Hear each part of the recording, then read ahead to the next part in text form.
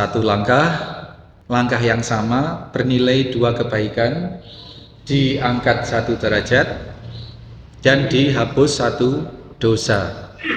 Ini apabila wudhu di rumah dengan membaguskan wudhu dan mendatangi masjid dengan niat tidak ada tendensi lain-lain kecuali hanya untuk sholat.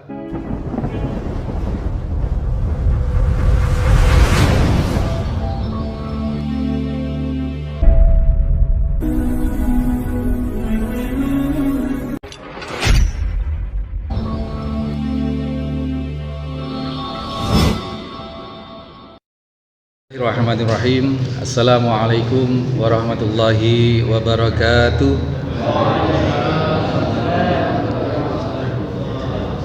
Innal hamdalillah nahmaduhu wa nasta'inuhu wa nastaghfiruh wa na'udzu billahi min sururi anfusina wa min sayyiati a'malina.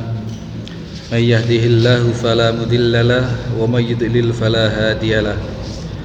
Asyhadu an la ilaha illallah wahdahu la syarikalah. Asyhadu anna Muhammadan abduhu wa rasuluhu la nabiyya ba'dah. Allahumma salli wa sallim wa barik ala Muhammadin wa ala alihi wa sahbihi wa mawala. Qala Allah ta'ala, ya ayyuhalladzina amanu taqullaha haqqa tuqatih wa la tamutunna illa wa antum muslimun. Qala Allah ta'ala aidan, ya ayyuhan nasu taqu rabbakumul ladzi khalaqakum min nafsin wahidah wa khalaqa minha zawjaha wa batha minhuma rijalan katsiran wa nisaa'a wattaqullaha alladzi tasaaluna bihi wal arham innallaha kana 'alaikum raqiba. Ya ayyuhalladzina amanu taqullaha wa qulu qawlan sadida yuslih lakum a'malakum wa yaghfir lakum dhunubakum wa may yuti'illaha wa rasulahu faqad faza fawzan 'adzim.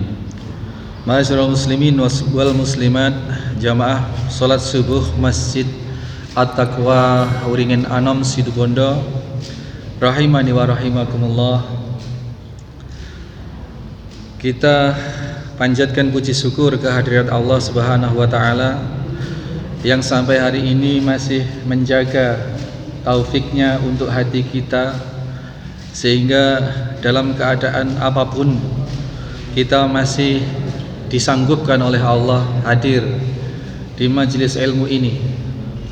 Kita masih diberikan jalan oleh Allah, langkah kita masih ditata oleh Allah, termasuk pengkondisian semua yang ada di sekitar kita, keluarga kita, alam kita oleh Allah kondisikan hingga kita sampai di majelis ilmu ini.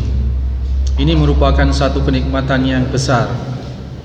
Hanya atas izin dan atas rekayasa Allah belakalah kita saat ini bisa sampai di sini. Ini kenapa, Pak? Karena 2 hari terakhir itu saya batuk hebat, panas, termasuk sampai tadi malam. Kemarin Pak Nimon datang itu saya posisi juga sangat greges gitu. Qadarullah minum obat tadi malam, terus ndak tidur, pas bangun jam 4.21 tadi itu. Masya Allah, langsung berusaha keras bagaimana supaya bisa, akhirnya sakitnya lupa, Pak. Alhamdulillah ngebut sampai sini, alhamdulillah sekarang nggak greges, Pak. Alhamdulillah. Itu atas izin Allah, atas kondisi yang diberikan oleh Allah Subhanahu wa taala. Dan tentu masing-masing kita punya pengalaman-pengalaman yang spektakuler, punya pengalaman-pengalaman yang khusus, baik disadari maupun tidak disadari, terkait dengan kemurahan Allah, terkait dengan pengkondisian Allah Subhanahu wa taala, hingga Bapak Ibu sekalian saat ini bisa ada di sini. Salawat serta salam senantiasa kita haturkan, kita munajatkan kepada Allah untuk junjungan kita Nabiullah Muhammad sallallahu alaihi wasallam. Beliau yang kita harapkan syafaat beliau atas izin Allah kelak di yaumil qiyamah. di mana ketika amalan-amalan kita, timbangan kita tidak sepadan dengan kebaikan kita, amal ibadah kita sangat banyak kekurangan-kekurangan, maka disitulah peran dari syafaat Nabi Sallallahu Alaihi Wasallam. Di antara upaya kita untuk memperoleh syafaat adalah itba, mutaba'ah. Di antaranya kali ini kita melaksanakan majelis ilmu, kita menggelar kajian-kajian ilmu, kita menggelar gini ya, gini kok nengiro Pak. Oke.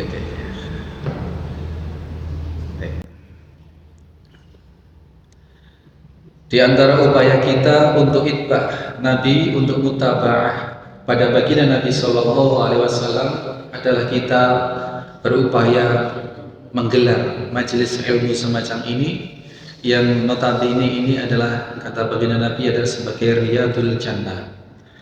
Dan tidak saja kita mendapati Riyadul Jannah itu, tidak saja kita pas lewat, pas mendapati, kemudian kita mampir seperti halnya yang diarahkan oleh baginda Nabi Sallallahu Alaihi Wasallam, idza marartul riyadul jannah farta'u, apabila kalian melewati taman surga maka mampirlah.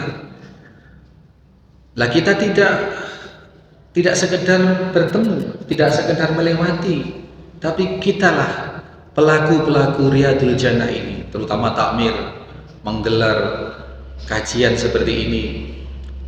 Bapak Ibu sekalian, mustami yang hadir juga sudah meniatkan untuk menghidupkan majelis ilmu ini. Artinya kita tidak sekedar mendapati atau melewati, tetapi kita memang menyengaja mengikuti sunnah Nabi, yakni menggelar kajian ilmu yang di situ bermakna Riyadul Jannah. Mudah-mudahan kita mendapatkan barokah fadilah yang ujungnya kita kelak benar-benar sangat dipantaskan oleh Allah untuk mendapatkan syafaat baginda Nabi Sallallahu Alaihi Wasallam.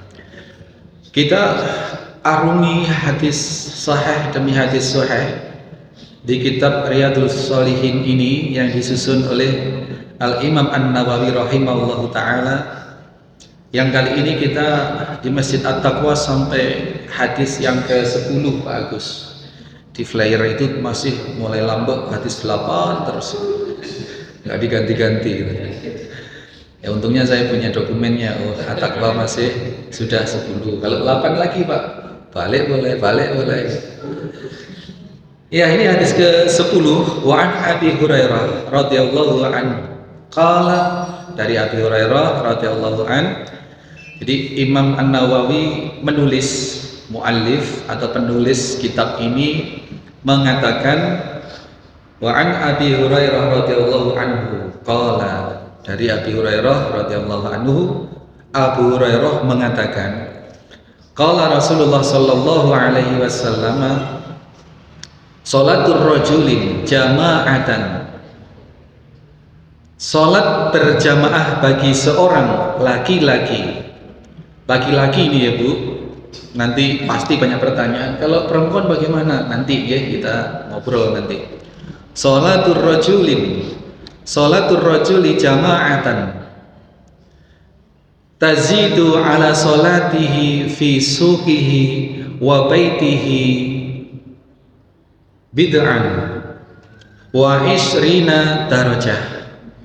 Salat bagi seorang laki-laki secara berjamaah, ini kita tambah ya Pak, berjamaah ini adalah berjamaah, baik berjamaah di tempat manapun, terutama berjamaah, sholat berjamaah di tempat di mana azan dikumandangkan untuk kaum muslimin.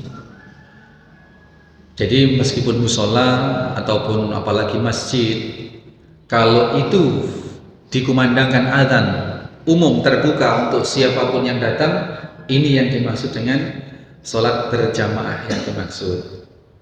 Kalau hanya berdua bagaimana Ustaz? Berdua di kamar misalkan dengan istri, atau di musolanya rumah dengan anak dengan istri.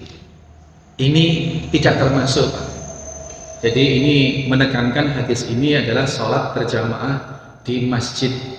Masjid termasuk di dalamnya adalah musola yang memang di situ dikumandangkan azan untuk kaum muslimin. Ya, bisa dipahami ya. Kalaupun namanya musola tapi ada di dalam pekarangan rumah kita yang tidak umum, yang tidak untuk umum, apalagi di dalam rumah kita, ini tidak termasuk. Maka kalau kita ingin musola pekarangan rumah kita ini memang berlaku hukum sholat berjamaah seperti ini, maka kita buka untuk umum, dibuka saja untuk umum, dilaksanakan sholat berjamaah di sana. Itu ya. Tazidu ala sholatihi fi suqihi wa baitihi bid'an wa ishrina darajah. Dilebihkan derajatnya, dilebihkan daripada ketika seseorang itu sholat sendiri di pasarnya, fi suqihi atau di tokonya atau di tempat usahanya. Kalau kita kembangkan bisa di kantornya, atau kalau Pak Tani ya di sawahnya, di gubuknya itu. Wa baitihi, dan atau di rumahnya. Ini tadi itu ya, di rumahnya. Bid'an wa ishrina darajah. Selisihnya antara 20-an, 23 sampai 29. Yang masyhur dikatakan 27 darajat. Kayak itu ya. Di sini tidak langsung dikatakan sab'a wa isri 27, tetapi di antara 23 29 darajat. Tapi kita ambil yang ma'ruf, yang masyhur itu 27 derajat. Wa dzalika anna ahadahum, yang demikian itu disebabkan seseorang di antara mereka idza tawadda'a fa ahsanal wudu'a. Kenapa kok sholat berjamaah seperti itu tadi dilebihkan 27 derajat daripada sholat sendiri di rumahnya, atau sholat sendiri di pasar, di kantor, di sawah, di tokonya? Yang demikian itu dikarenakan salah seorang di antara mereka itu apabila berwudu di rumahnya, kemudian fa ahsanal wudu'a, kemudian membaguskan wudunya. Insya Allah mudah-mudahan jamaah beringin anom ini, jamaah takwa, ranting beringin anom ini wudunya sudah bagus semua ya Pak. Kalau saya dulu Pak diajari mulai kecil itu wudunya nggak usah ngelepas nggak usah ngelepas songkok gitu. Wudu ceprut 3 kali, hidung 3 kali begini, kemudian raup ini, kemudian tangan sampai sini, kadang-kadang hanya sampai sini, kemudian kepala itu gini Pak, cerik, terus kemudian baru telinga sendiri 3 kali, telinga, baru kaki. Ayo, masih ada yang seperti ini Pak? Enggak nggih? Coba ini wudu, membaguskan wudu harus sesuai dengan sunnah, tuntunan. Banyak tutorial wudu yang sesuai dengan sunnah. Kumur itu langsung nyedot ke hidung, itu ada kesunahan yang tersendiri. Air wudu disedot ke hidung dan disedot ke mulut langsung. Jadi kumur itu langsung dengan istizar. Masukkan air ke dalam hidung, kemudian keluarkan bareng, semprot. Dan ternyata di antara tempat yang disenangi setan itu bersembunyi di pangkal hidung Pak.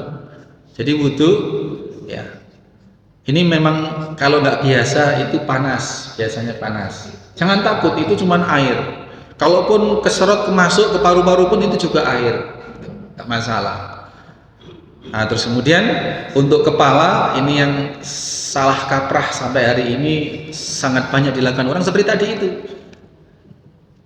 Cerik-cerik di kepala gini. Jadi yang namanya kepala, basuh kepala itu sekali, Pak. Air basuh, ya nggak usah kopoh-kopoh gitu, Pak. Membasuh. Kemudian dibasuh belakang sampai tengkuk belakang, kembalikan ke depan, kemudian langsung telinga. Jadi cukup seperti itu.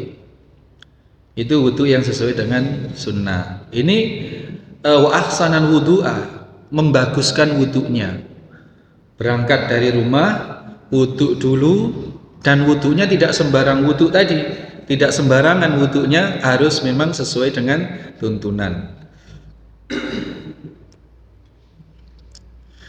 Nanti kalau Ranting Beringin Anom Masjid At-Taqwa jamaahnya dideteksi, ini tanggung jawab takmir juga, tanggung jawab ulamanya di sini juga. Kalau masih ada warga, masih ada jamaah yang wudunya seperti itu, ikut bertanggung jawab.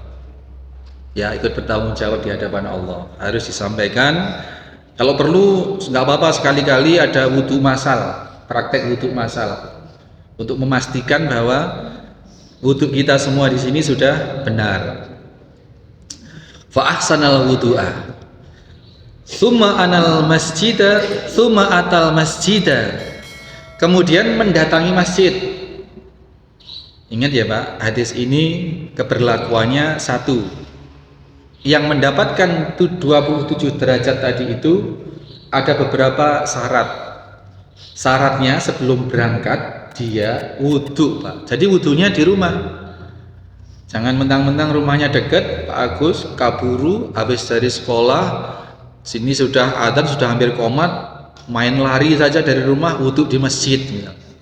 Ini enggak sesuai dengan yang di kronologisnya, ini enggak sesuai dengan yang disampaikan hadis Abu Hurairah ini. Wudu saja di rumah dengan membaguskan wudunya, maka kemudian berlakulah tsumma atal masjidah la yuridu illa sholata, dan ke masjidnya itu, mendatangi masjidnya itu tidak ada keinginan lain, tidak ada kehendak lain kecuali khusus untuk sholat, khusus untuk sholat. Ini perlu kita tata hati kita, Pak. Kalau ada maksud-maksud ke masjid sambil apa begitu, ya pokoknya khusus untuk sholat, maka di situ berlakulah apa, ketinggian 20 darajat tadi itu. Lam yahutu khutuwatan, setiap langkahnya tidaklah dia melangkah kecuali setiap langkahnya itu rufi'alahu biha darajah, diangkat satu derajat, satu langkah ya, Pak. Wa khutta anhu biha khati'atuh. Kemudian setiap satu langkahnya juga itu dilebur atau dihapus satu dosa. Masya Allah. Satu langkah yang sama bernilai 2 kebaikan, diangkat 1 derajat dan dihapus 1 dosa. Ini apabila wudu di rumah dengan membaguskan wudu dan mendatangi masjid dengan niat tidak ada tendensi lain-lain kecuali hanya untuk sholat, maka setiap satu langkah bernilai 2 kebaikan sekaligus. Kebaikan diangkat derajatnya 1 pahala, dan kebaikan dihapus 1 dosanya. Pak Agus pernah ngitung, Pak, dari rumah ke sini berapa langkah, Pak? Yang paling dekat ini, paling dekat, Pak Agus. Belum lagi Pak Nimon di Padegan sana. Kalau ke sini berapa langkah sudah? Naik motor, Pak. Naik motor. Ya mudah-mudahan dihitung setiap lingkar dannya itu, mudah-mudahan. Karena zaman Nabi nggak ada motor. Zaman Nabi ya jalan. Ada kuda, ada onta, tapi jalan. 1 langkah. 1 langkah. Saya pernah cerita ya, Pak, iseng di Masjidil Haram itu, dari penginapan ke Masjid Haram saya hitung iseng aja, Pak. 1000 langkah itu, Masya Allah, Alhamdulillah. 1000 langkah. Gitu ya, sampai situ. Kemudian ya, wahuton anhu biha khoti'atun, dihapus satu dosa. Hatta yadkhulul masjid, hingga masuk masjid. Nah, sekarang temanya di dalam masjid nih. Masih ada lagi, Pak. Hatta yadkhulul masjid. Kemudian masuk sampai masuk masjid. Masih batuk. Jadi kalau mau hitung-hitungan sampai membuka pintu kaca ini, Pak. Ini langkahnya. Jadi naik undakan di sini itu masih dihitung langkah itu. Sampai kemudian buka pintu kaca ini masuk masjid. Itu hitungan langkahnya tadi itu. Kalau sudah di dalam masjid itu sudah beda lagi, Pak. Langkahnya sudah tidak disebutkan, tetapi yang disebutkan justru, Masya Allah di sini, masih, Pak. Yang disebutkan adalah hatta yadkhulal masjid, fa idza dakhalal masjid, dan apabila sudah memasuki masjid, itu ya. Ini serinya berbeda lagi. Kana fis sholati ma kanatis sholatu hiya tahbisuh. Maka baginya dihitung, baginya dianggap sholat terus hingga sholat itu didirikan. Jadi datang sholat subuh atau sholat apapun di masjid, kemudian masuk masjid. Masuk masjid, sholat belum diselenggarakan, masih pada sholat sunnah, masih belum masuk, jamnya ini belum masuk, Pak. Masih kurang 10 menit. Nah, selama penantian sholat, selama 10 menit di dalam masjid itu oleh Allah dicatat, dianggap sholat. Ini 10 menit, Pak. Kalau kita datang setengah jam sebelumnya, Masya Allah. Dan sholat-sholat yang merupakan sholat berupa pahala seperti ini, berupa permisalan seperti ini, itu statusnya adalah sholat yang sempurna, sholat yang Allah terima. Nah, kita sendiri kalau sholat, Pak, belum tentu sepenuhnya Allah terima sepenuhnya. Kadar kebagusan sholat kita itu, Rasulullah SAW di dalam salah satu hadis yang sahih menyatakan yang artinya sholat seseorang itu tidak mendapatkan utuh pahala satu sholat. Ada yang hanya mendapat 1/9 sholat, ada yang mendapat 1/8, disebut terus sampai ada yang mendapat 1/2 sholatnya. Ini kalau kita sholat sendirian. Ya wajar memang, sholat kita itu seperti apa sih? Sholat kita itu Allahu Akbar, ingat apa. Ini, Pak. Tetapi sholat yang merupakan kompensasi dari Allah seperti ini, masuk masjid, kemudian sambil menunggu sholat belum didirikan, dia dihitung sudah sholat. Hitungan anggapan yang seperti ini, hitungan-hitungan yang seperti ini adalah hitungan-hitungan sholat dengan derajat sholat yang sempurna, yang Allah terima. Seperti halnya kalau kita, barang siapa sholat subuh berjamaah di masjid, kemudian tidak beranjak, tidak pergi dari tempat sholatnya itu hingga terbit suruk matahari, kemudian sholat berzikir, kemudian sholat 2 rakaat, maka baginya pahala haji umrah kamilan. Haji umrah yang sempurna. Seperti ini loh, Pak. Haji umrah yang sempurna. Lah, kita saja berangkat haji atau berangkat umrah itu belum tentu sempurna. Sudah biaya, sudah tenaga, sudah macam-macam. Itu masih belum otomatis sempurna. Lah, pahala yang diberikan oleh Allah ketika kita seperti ini, sholat subuh berjamaah, kemudian berzikrullah, meninggikan kalimat Allah, menyebut-nyebut ajaran-ajaran Allah seperti ini, kemudian sampai terbit matahari suruk, kemudian kita sholat isyraq, itu pahalanya seperti haji umrah yang sempurna betul.